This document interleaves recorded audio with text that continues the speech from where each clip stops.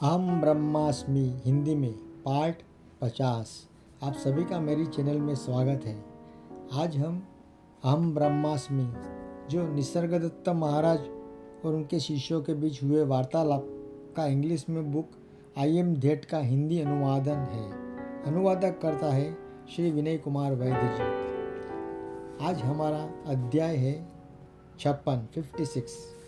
शीर्षक है चेतनता प्रकट होने ही संसार प्रकट हो उठता है। चेतनता प्रकट होते ही संसार प्रकट हो उठता है।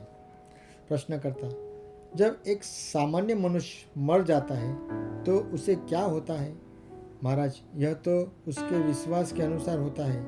जिस प्रकार मृत्यु पूर्व का जीवन एक कल्पना मात्र होता है, उसी प्रकार मरणोत्तर जीवन भी कल्पना ही है। यह स्वप्न चलता रहता है। प्रश्नकर्ता, और ज्ञानी की स्थिति में क्या होता है?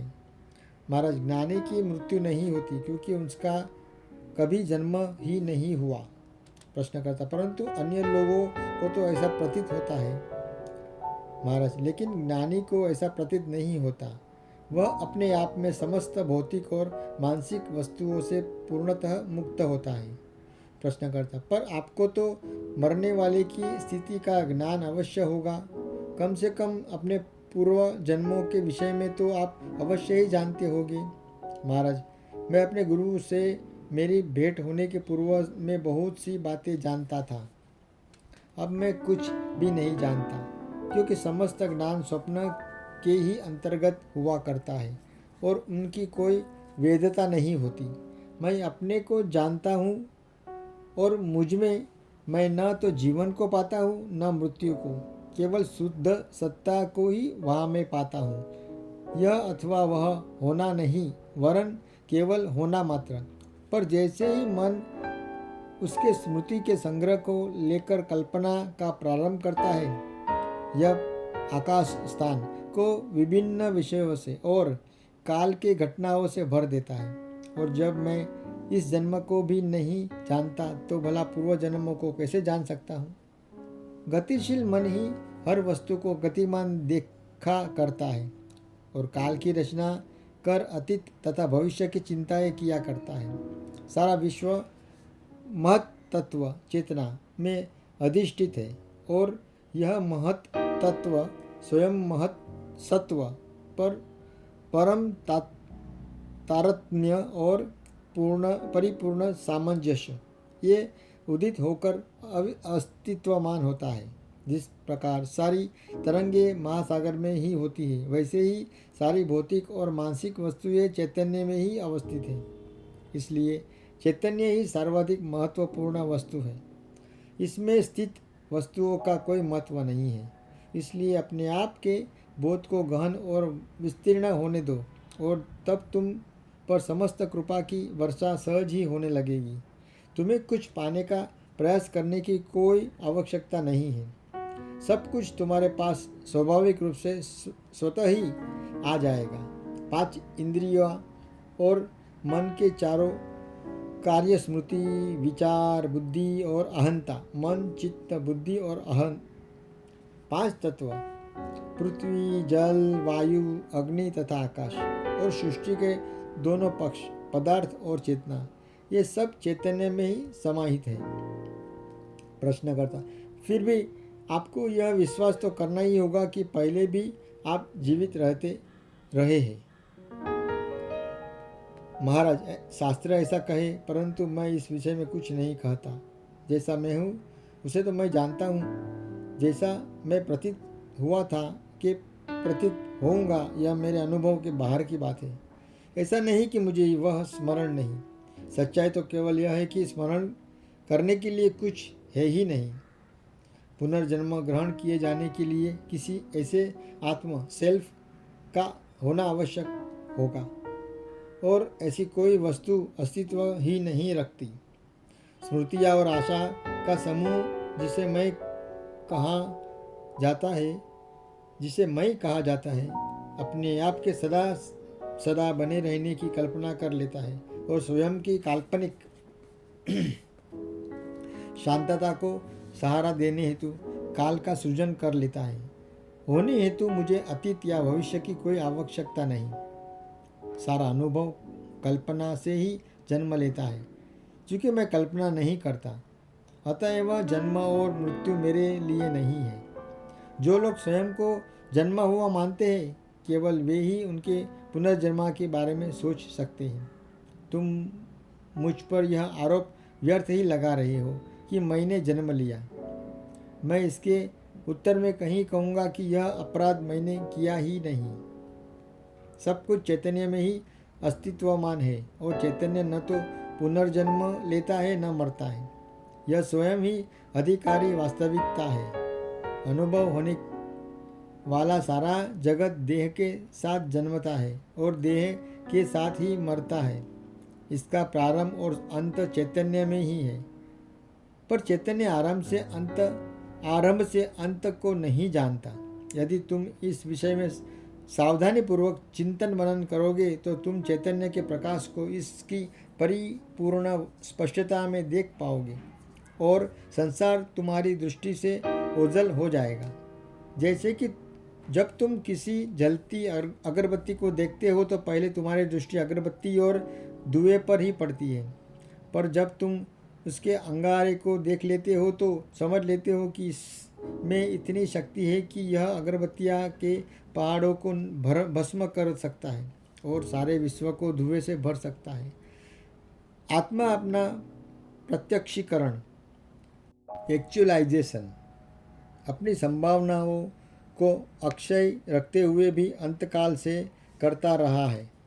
अगरबत्ती के दृष्टांत में देह को अगरबत्ती और मन को धुएं की उपमा दी गई है। जब तक मन अपनी ही रूपाकृतियों और विन्यासों में व्यस्त रहता है, तब तक वह अपने स्तोत्र का संवेदन नहीं कर पाता। तब गुरु का आगमन होता है और वह तुम्हारे ध्यान को तुम्हारे अंतर में ही अवस्थित स्फुलिंग स्पार्क की ओर उन्मुख कर देता है। मन की प्रकृति से ऐसे कि पहले वह बहिर्मुखी होता है। वह सदैव सभी वस्तुओं के स्तोत्र को उन वस्तुओं में ही खोजने का प्रयास करता है। स्तोत्र वस्तुतः भीतर की अवस्थित है। वह बतलाया जाना एक नए जीवन का प्रारंभ है। तब चैतन्य चेतना का स्थान ग्रहण कर लेता है। चेतना में मैं होता है जो कि चेतन होता है, जबकि चैतन्य अखंड है। चैतन्य अपने आप के प्रति चैतन्य है। Awareness is aware of itself. मैं हूँ एक वृत्ति है, जबकि चैतन्य कोई वृत्ति नहीं है। चैतन्य में मैं चैतन्य हूँ ऐसी कोई वस्तु नहीं होती। चेतनता एक उपाधि, एट्रीब्यूट है, जबकि चैतन्य उपाधि नहीं होता। अपने चेतन होने का चैतन्य हो यह तो संभव है, जब अपने चेतनमय होने की चेतना संभव नहीं है। ईश्वर चेतनता समष्टि है, जबकि चैतन्य सबसे परे है, अस्थि से भी और नास्ति से भी। प्रश्नकर्ता, मैंने चर्चा का प्रारंभ मनुष्य की मृत्यु को हो जाने के बाद की स्थिति के विषय में प्रश्न पूछते हुए किया था। जब यह देह नष्ट हो जाता है तो उसकी चेतनता का क्या होता है? क्या अपने देखने, सुनने आदि की सूक्ष्म इंद्रियों को वह अपने साथ ले जाता है या वहीं छोड़ जाता है? और यदि वह अपने इंद्रियों को खो देता है तो उसकी चेतनता का क्या होता है? इंद्रियानुभव केवल, महाराज बोल रहे हैं, इंद्रियानुभव केवल संवेदन के ही विभिन्न प्रकार होते हैं। जैसे ही स्थूल प्रकार होते हैं, चेतनता की अपेक्षाकृत सूक्ष्मतर अवस्थाएं प्रकट हो जाती हैं। प्रश्नकर्ता, क्या मृत्यु के बाद चेतनता चैतन्य में रूपांतर नहीं हो जाती? महाराज, चेतनता से चैतन्य में रूपांतर संभव नहीं, क्योंकि चेतनता का कोई रूप या अवस्था नहीं होती। यह तो हो सकता है कि चेतनता और भी अधिक सूक्ष्म तथा परिशुद्ध हो जाए, और ऐसा मृत्यु के बाद होता है। जैसे जैसे मनुष्य के अंग मृत हो जाते हैं, वैसे वैसे उसके द्वारा प्रेरित चेतनता के प्रकार विशेष में विलीन होते जाते हैं। प्रश्नकर्ता, जब तक कि केवल अचेतनता ही न शेष रह जाए। महाराज, अचेतनता को आने जाने की किसी वस्तु का साकार मानकर की जा रही तुम्हारी बात पर ध्यान दो। क्या उस स्थिति में ऐसा कोई हो सकता है जो अचेतनता के प्रति सचेत होता है? जितने समय तक खिड़की खुली रहती है, कमरे में सूर्य का प्रकाश होता है। खिड़की बंद कर दो पर सूर्य तो रहता है, पर क्या वह कमरे के अंदर अंधेरे को देखता है? क्या सूर्य के लिए अंधेरे जैसी कोई वस्तु है? अचेतनता जैसी कोई वस्तु अस्तित्व ही नहीं रखती, क्योंकि अचेतनता अनुभव गम्य ही नहीं है। जब स्मृति या संपर्क में अंतराल आ जाता है, तब हम अचेतन की विद्यमानता का अनुमान कर लेते हैं।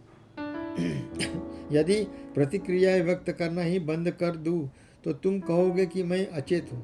वास्तव में तो यह भी हो सकता है कि प्रखरता से चेतन होते हुए भी मेरे लिए संपर्क करना या स्मृति का उपयोग कर पाना संभव न हो रहा हो। प्रश्नकर्ता, मैं एक सीधा सा प्रश्न पूछ रहा हूँ। धरती पर लगभग 400 करोड़ लोग हैं और अनिवार्यतः वे सभी किसी न किसी दिन मरेंगे ही। मृत्यु के पश्चात उनकी स्थिति शारीरिक नहीं वरन मानसिक क्या होगी? क्या उसकी चेतनता सतत जारी रहेगी, और यदि ऐसा है तो यह किस प्रकार से होगा? अब मुझे यह न कहे कि मैं सही प्रश्न नहीं कर रहा, या यह कि आपको इसका उत्तर ज्ञात नहीं है, और न यह कि उसके आपके संसार में मेरे प्रश्न का कोई अर्थ ही नहीं है। जब भी आप आपके संसार के मेरे संसार से मित्र होने की और समायोजन में अक्षम होने की बात करते हैं, तब आप मेरे और आपके मध्य एक दीवार खड़ी कर लेते हैं। या तो हम एक ही संसार में रहते हैं, या फिर आपके अनुभव का हमें कोई लाभ नहीं हो सकता। महाराज, यह तो निश्चित है कि हम एक संसार में ही रह रहे हैं, परंतु केवल मैं इसे उस रूप में देखता हूँ जैसा वह है, जबकि तुम उसे उस रूप में नहीं देखते। तुम अपने आप को संसार में देखते हो, जबकि मैं संसार को अपने आप में देखता हूँ। तुम्हारी दृष्टि यह है कि तुम जन्मे हो और मरोगे भी, जबकि मेरी दृष्टि यह है कि संसार प्रकट और अप्रकट होता रहता है। हमारा संसार तो सत्य है, पर इसके विषय में तुम्हारी दृष्टि सत्य नहीं है। तुम्हारे द्वारा निर्मित दीवार के अतिरिक्त हमारे बीच कोई दीवार नहीं है। यदि तुम भ्रमित हो तो इसमें तुम्हारी इंद्रिया का कोई दोष नहीं है, बल्कि तुम्हारी अपनी ही कल्पना का कारण है। संसार जैसा है उस पर तुम्हारी यह कल्पना कि यह तुमसे स्वतंत्र एक अन्य ऐसी वस्तु है जो तुम्हारे विरासत में प्राप्त या स्वतः उपलब्ध प्रारूप से घनिष्ठ तारतम्य रख कर चलती है, एक कल्पित आवरण चढ़ा देती है। संसार के सामना करने के तुम्हारे तरीके और दृष्टिकोण में एक गहन अंतर विरोध है, जिसे तुम देखते ही नहीं हो, और जो दुख का कारण है, तुम इस विचार में लिप्त रहते हो कि तुमने कष्ट और पीड़ा से भरे संसार में जन्म लिया है। मैं जानता हूँ कि संसार तो प्रेम की ही संतान है, और इसका प्रारंभ, विकास और परिपूर्णता प्रेम में ही हुआ करते हैं, पर मैं तो प्रेम से भी परे हूँ। प्रश्नकर्ता, यदि संसार का सृजन अपने प्रेम ही से किया है, तो यह इतना अधिक पीड़ापूर्ण क्यों है? महाराज, देह के दृष्टिकोण से तुम्हारी बात ठीक है, पर तुम देह नहीं हो। तुम चेतना की गहनता और असीमितता हो। जो सत्य नहीं है उसे सत्य मत समझो, और तब तुम सभी वस्तुओं को मेरी तरह देख पाओगे। पीड़ा और मोद अच्छा और बुरा, उचित और अनुचित, ये सभी सापेक्षिक शब्द है और इन्हें अंतिम नहीं मान लेना चाहिए। वे सीमा युक्त है और अस्थायी है। प्रश्नकर्ता, बौद्ध परंपरा में ऐसा कहा गया है कि निर्वाणी अर्थात परम ज्ञानोपलब्ध बुद्ध पुरुष के पास संपूर्ण विश्व से बढ़कर स्वातंत्र्य होता है। वह समस्त विद्यमान वस्तुओं को जान और अनुभव भी कर सकता है। वह आदेश दे सकता है, प्रकृति और कारणों की श्रृंखला में हस्तक्षेप कर सकता है, घटनाओं के क्रम को परिवर्तित कर सकता है और अतीत को भी अनकिया कर सकता है। संसार फिर भी उससे बंधा रहता है क्योंकि जबकि वह संसार से स्वतंत्र ही रहता है। महाराज, तुम जिसका वर्णन कर रहे हो वह ईश्वर है। निश्चित ही जब भी कोई विश्व अस्तित्ववान होगा तब वहाँ उसका प्रतिपूरक काउंटर पार्ट भी अवश्य अस्तित्वमान होगा कि ईश्वर है। पर मैं इन दोनों से ही परे हूँ। एक राज्य को राजा की आवश्यकता है। राज्य की प्रजा ने एक योग्य व्यक्ति को खोजा और उसे अपने राज्य का राजा बना दिया। इससे वह व्यक्ति किसी प्रकार से बदल नहीं गया, बस उसे राजा की उपाधि, अधिकार और कर्तव्य आदि प्रदान करने दिए गए। उसका स्वभाव तो नहीं बदला, हाँ, उसके क्रियाकलाप अवश्य बदल गए। ऐसा ही बुद्ध पुरुष के विषय में भी होता है। उसकी चेतना की अंतर वस्तु अवश्य ही एक मौलिक रूपांतर से गुजर जाती है, पर वह इससे भ्रमित नहीं होता। वह अपरिवर्तनशील से अच्छी प्रकार से अभिज्ञ होता है। प्रश्नकर्ता, अपरिवर्तनशील का चेतन होना संभव नहीं है।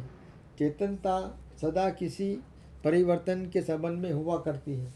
अपरिवर्तनशील चेतना पर कोई चिन्ह अंकित नहीं करता। महाराज, हाँ और नहीं। कागज यद्यपि स्वयं को लिखी गई वस्तु नहीं होता तो यह लिपि गई किसी वस्तु का आधार देता है। स्पाही संदेश नहीं होती और न पढ़ने वाले व्यक्ति का मन संदेश होता है, पर वे सब संदेश को संभव बनाते हैं। प्रश्नकर्ता, क्या वास्तविकता की चेतना का स्तोत्र है या कि यह पदार्थ का कोई गुण या प्रकार विशेष है? महाराज, चेतनता अपने आप में पदार्थ का ही सूक्ष्म एक पूरक काउंटर पार्ट है। जिस प्रकार तमोगुण और रजोगुण पदार्थ के गुण हैं, उसी प्रकार सत्व अपने आप को चेतना की तरह व्यक्त करता है। एक दृष्टि से तुम इसे अति सूक्ष्म ऊर्जा का रूप समझ सकते हो। यहाँ भी पदार्थ अपने आप को एक स्थिर जीवित प्रणाली देह के रूप में संगठित कर लेता है। चेतनता वहाँ स्वयमेव प्रकट हो उठती है।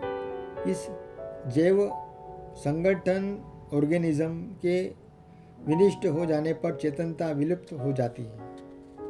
प्रश्नकर्ता, ऐसी स्थिति में क्या शेष रह जाता है जो विनिष्ट नहीं होता? महाराज, जो न जन्मता है न मरता है, और पदार्थ और चेतनता जिसके दो पहलू भर है वही शेष रहता है। प्रश्न करते, यदि यह पदार्थ और चेतनता से मित्र वस्तु है तो इसका अनुभव कैसे हो सकता है? महाराज, उन दोनों पर होने वाले इसके प्रभाव से इसे जाना जा सकता है। इसका अनुमान करने के लिए सौंदर्य और आनंद पर ध्यान दो। तब तक तुम देह या चेतनता को न समझ पाओगे जब तक कि तुम दोनों से परे न चले जाओ। प्रश्नकर्ता, आप हमें अच्छी तरह से यह बताइए कि आप सचेतन है या अचेतन? महाराज, ज्ञानी न तो सचेतन होता है न अचेतन, पर उसके ज्ञान में सब कुछ अंतर्हित है। चैतन्य में ही प्रत्येक अनुभव होता है, पर वह तो चेतन युक्त है, हर अनुभव से परे होता है। वह स्वयं चैतन्य से भी परे होता है। प्रश्नकर्ता, हर अनुभव की एक पृष्ठभूमि होती है। इसे पदार्थ कहे, फिर एक अनुभवकर्ता भी होता है, इसे मन कहे। इन दोनों के मध्य वह कौन सी वस्तु है जो पुल का कार्य करती है? महाराज, दोनों के बीच की रिक्तता ही पुल है। वह जो कि एक छोर पर तो पदार्थ दिखाई पड़ता है और दूसरे पर मन की तरह, वह स्वयं पुल है। वास्तविकता को मन और देह में मत बांटो और पुलों की कोई आवश्यकता न रह जाएगी। चेतनता प्रकट होते ही संसार प्रकट हो उठता है। जब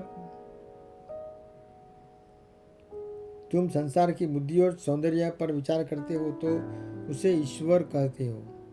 इस सब के मूल स्तोत्र को जान लो, जो तुम ही हो, तुम में ही है, और तुम अपने सारे प्रश्नों का उत्तर पा लोगे। प्रश्नकर्ता, क्या दृष्टा और दृष्ट एक ही है या कि वे दोनों भिन्न वस्तु है? महाराज, एक मात्र वस्तु है दर्शन, और दृष्टार्थ दृष्ट ये दोनों इसी के अंतर्गत है। जहाँ विभिन्नता है ही नहीं, वहाँ इसका सृजन मत करो। प्रश्नकर्ता, बातचीत के आरंभ में मैंने उस मनुष्य के बारे में पूछा था जो मर गया है। आपने बताया कि उसकी आकांक्षा और विश्वासों के अनुसार उसके अनुभव अपने आप को साकार करेंगे। महाराज, जन्म लिया इसके पूर्व तुमने एक निश्चित योजना अनुसार अपने जीने की उपेक्षा की थी, जिसे तुमने ही योजना का रूप भी दिया था। तुम्हारा अपना संकल्प ही तुम्हारे प्रारब्ध की आधार भूमि था। प्रश्नकर्ता, परंतु निश्चित ही कर्म ने इसमें हस्तक्षेप किया।